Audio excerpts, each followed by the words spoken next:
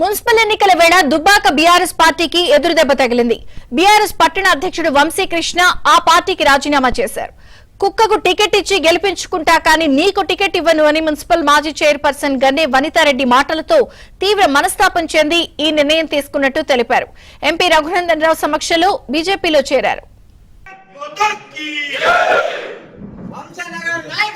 Dubbaka municipal ఎన్నికలకు సంబంధించి ఒక కీలక నిర్ణయం తీసుకునే పరిస్థితుల్లో నేను బీఆర్ఎస్ పార్టీ దుబ్బాక మున్సిపాలిటీ అధ్యక్షుడిగా రాజీనామా చేస్తున్నాను.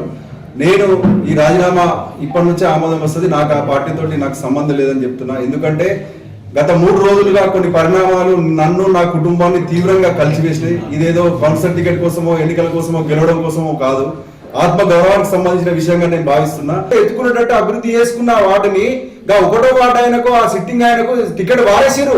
నా టికెట్ కూడా నేను పారేయమని చెప్పిన. అక్కడ నేను కుక్కను నిలబెట్టుకున్నా గెలుస్తుంది.